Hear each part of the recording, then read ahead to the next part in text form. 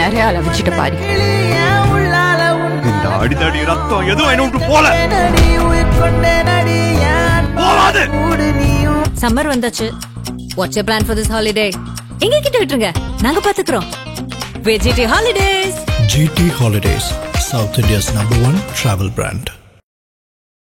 ஆதனிஸ் நேயர்களுக்கு வணக்கம். நான் கவி பாரதி. பஹல்காம் தாக்குதலுக்கு பதிலடி கொடுக்கும் வகையா அதிரடியா பல நடவடிக்கைகளை மத்திய அரசு மேற்கொண்டுட்டு வராங்க. ஜம்மு காஷ்மீர்ல சனாப் நதிக்கு குறுக்கே உள்ள பாக்லிஹார் மற்றும் சலால் அணையிலிருந்து பாகிஸ்தானுக்கு வெளியேற தண்ணீர் முழுமையாக நிறுத்தி வைக்கப்பட்டிருக்கு. இதனால பாகிஸ்தான் மிக விரைவில் கடுமையான தண்ணீர் பஞ்சத்தை சந்திக்கும் இக்கட்டான சூழ்நிலைக்கு தள்ளப்பட்டிருக்கு. பாகிஸ்தானோட இந்த நிலைமைக்கு காரணம் ஜம்மு காஷ்மீர்ல பஹல்காம் அருகே உள்ள ஃபைசரன் பள்ளத்தாக்குல சுற்றுலா பயணிகள் மீது பயங்கரவாதிகள் கொடூரமாக தாக்குதல் நடத்தினாங்க. இதுல 26 அப்பாவி பொதுமக்கள் கொல்லப்பட்டாங்க. இந்துக்களை குறிவைத்து நடத்தப்பட்டதா சொல்ற இந்த தாக்குதல் நாடு முழுவதும் பேரதிர்ச்சியை ஏற்படுத்துச்சுன்னே சொல்லணும். இந்த தாக்குதலுக்கு பாகிஸ்தான் பயங்கரவாதிகள் தான் காரணம்னு மத்திய அரசு குற்றச்சாட்டை முன்வைச்சாங்க. இந்த தாக்குதலுக்கு பாகிஸ்தானை சேர்ந்த பயங்கரவாதிகள் தான் காரணம்னு இந்திய அரசு அந்நாட்டுக்கு எதிராக பல்வேறு அதிரடி நடவடிக்கைகளை மேற்கொண்டுட்டு வராங்க. அதுல மிக முக்கியமான நடவடிக்கையா பார்க்கப்படுறது கடந்த 1960ஆம் ஆண்டில் மேற்கொள்ளப்பட்ட சிந்து நதிநீர் ஒப்பந்தத்தை ரத்து செஞ்சது. இந்தியாவில இருக்கக்கூடிய பாகிஸ்தானியர்கள்லாம் உடனே நாட்டை விட்டு வெளியேறணும்னு சொன்னாங்க. இங்க இருக்கிற பாகிஸ்தான் தூதர்களையும் திருப்பி அனுப்புனாங்க. மத்திய அரசோட நடவடிக்கையில பாகிஸ்தானுக்கு பெரும் அடியா அமைந்தது என்னன்னு பார்த்தோம்னா சிந்து நதிநீர் ஒப்பந்தம் ரத்து. வற்றாத ஜீவ நதியான சிந்து திபெத் கைலாஷ் மலைத்தொடர்ல மலை நீரூற்றுகள்ல உற்பத்தி ஆகுது. காஷ்மீர் வழியா வடமேற்கில் பாய்ந்தோடுது. 3180 கிலோமீட்டர் நீளம் கொண்டதாயிருக்குது. இந்தியாவுக்கும் பாகிஸ்தானுக்கும் இடையில 1960 செப்டம்பர் 19 கராச்சியில சிந்து நதிநீர் ஒப்பந்தம் கையெழுத்தாச்சு. அப்பொழுதைய பிரதமர் ஜவஹர்லால் நேரு, பாகிஸ்தான் அதிபர் அபூப் கான் ஆகியோர் இந்த ஒப்பந்தத்துல கையெழுத்திட்டாங்க. இதன்படி ராவி, பியாஸ், சட்லஜ் ஆகிய நதிகள்லாம் இந்தியாவோட கட்டுப்பாட்டுல இருக்கும். அதே நேரத்துல சிந்து, ஜீலம், சனாப் போன்ற மேற்கு நதிகள்லாம் பாகிஸ்தானுடைய கட்டுப்பாட்டுல இருக்கணும் ஒப்பந்தமாச்சு. இந்த 6 நதிகள்ல இருந்து கிடைக்கும் 21,800 கோடி கன அடி நீர்ல 30% மட்டும்தான் இந்தியாவுக்கு கிடைக்குது. மீதமுள்ள 70% தண்ணீர் பாகிஸ்தானுக்கு தான் கிடைக்குது. இமயமலை பகுதியில ஹிமாச்சல் மாநிலத்துல உருவாகும் சனாப் நதி ஜம்மு காஷ்மீர் வழியா பாகிஸ்தானுக்கு போகுது. இந்த ஒப்பந்தம் கையெழுத்தானதுக்கு பிறகு இரு நாடுகளுக்கிடையே 1965, 1971, 1999 3 போர்கள் நடந்துச்சு. அப்போதெல்லாம் தாக்குப்பிடித்த இந்த ஒப்பந்தம் முதல் முறையாக தற்போது இந்தியாவில ரத்து செய்யப்பட்டிருக்கு. இந்த நிலையில சிந்து நதிநீர் ஒப்பந்தத்திற்கு எதிராக நதிநீரை திருப்பிவிட இந்தியா மேற்கொள்ள எந்த ஒரு முயற்சியும் போர் நடவடிக்கையா தான் கருதப்படும் பாகிஸ்தான் அறிவிச்சாங்க. உடனே தங்கள் நாட்டு வான்வெளியில இந்திய விமானங்கள் பறக்க கூடாதுன்னு சிம்லா ஒப்பந்தம் ரத்து செய்யப்படுதுன்னு அவர்கள் தெரிவிச்சாங்க. சிந்து நதியில தண்ணீர் வரலினா இந்தியர்களின் ரத்தம் ஓடுன்னு பாகிஸ்தான் மக்கள் கட்சி தலைவரும் அந்நாட்டின் மறைந்த முன்னாள் பிரதமர் பெனசீர் புட்டோவின் மகனுமான பிலாவால் பூட்டோ சொல்லியிருந்தாரு. இதே போல பாகிஸ்தான் பாதுகாப்புத்துறை அமைச்சர் கவாஜா ஆசிப் என்ன சொல்லியிருந்தாருன்னா, சிந்து நதிநீர் படுகையில இந்தியா அணை கட்டினா இது பாகிஸ்தானுக்கு எதிரான ஆக்கிரமிப்பாதான் கருதப்படும் சொல்லியிருந்தாரு. எவ்வளவு பாதுகாப்பான தொழில்நுட்பம் கொண்டு இந்தியா அணை கட்ட முயற்சித்தாலும் பாகிஸ்தான் அதனை அழுத்திவிட ரொம்ப திமிராவே பேசியிருந்தாரு.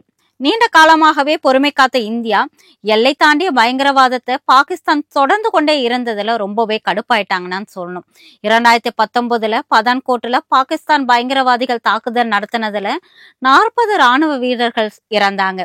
மீண்டும் தற்போது 2025 காஷ்மீர் பஹல்காம்ல அப்பாவி சுற்றுலா பயணிகள் 26 பேரை மதம் கேட்டு சுட்டு கொண்டிருக்காங்க. இதற்கு பதிலடியாதான் பாகிஸ்தானை பணிய வைக்கணுங்கிற நோக்கில தான் சிந்து நதிநீர் ஒப்பந்தத்தை இந்தியா ரத்து செஞ்சிருக்காங்க. இதற்கு எதிராக பாகிஸ்தானிய அரசியல்வாதிகள் பேச்சையெல்லாம் இந்தியா ஒரு பொருட்டாவே மதிக்கலன்னு தான் சொல்லணும். தொடர்ந்து தரமான பல சம்பவத்தை இந்தியா அரங்கேற்றிட்டு வந்துட்டு இருக்கு. அதன் ஒரு பகுதியா தான் ஜம்மு காஷ்மீர்ல ரம்பன் மாவட்டத்துல சனாப் நதிக்கு குறுக்கே கட்டியுள்ள பாக்லிஹார் நீர் மின்சார அணையின் அனைத்து மதகுகளும் மூடியிருக்காங்க. அதே போல ரியாசி மாவட்டத்துல சலால் அணையில மதகுகளும் மூடப்பட்டுச்சு. இந்த பாக்லிஹார் அணை ஜம்முவின் ரம்பா மாவட்டத்துல சனாப் நதியின் குறுக்கே கட்டப்பட்டுச்சு.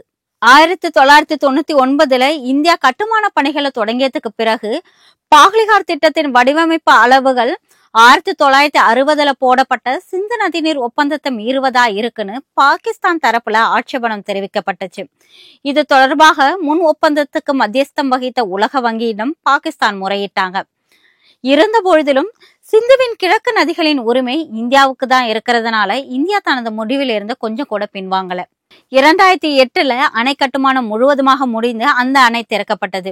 இப்போ இந்த அணையிலிருந்து பாகிஸ்தானுக்கு செல்லும் தண்ணீர் அதிரடியாக நிறுத்தி வச்சிருக்காங்க. இது மட்டும் இல்லாம வடக்கு காஷ்மீர்ல இருந்து ஜீலம் நதிக்கு குறுக்கே கட்டியுள்ள கிஷன்கங்கா அணையிலிருந்து வெளியேறப்படும் தண்ணீரும் நிறுத்தப்பட்டிருக்கு.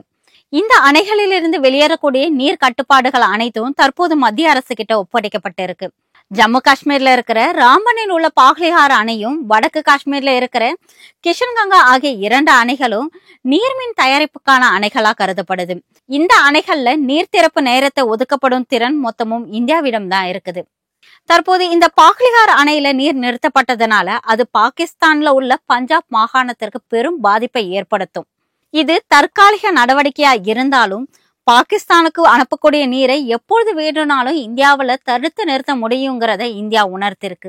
மத்திய அரசுடைய இந்த நடவடிக்கையால பாகிஸ்தான் பஞ்சாப் மாகாணத்துல கடும் தண்ணீர் பஞ்சம் ஏற்படும் கூறப்படுது.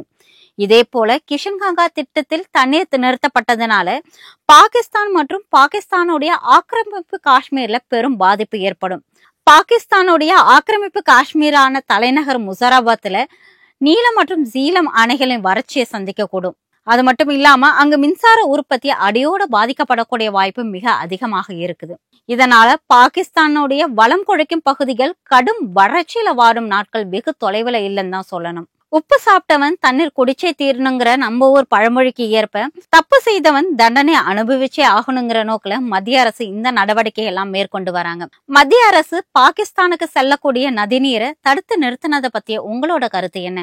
இது இந்தியாவுடைய சரியான நடவடிக்கையா கருதுறீங்களா இல்ல தவறான நடவடிக்கையா கருதுறீங்களா?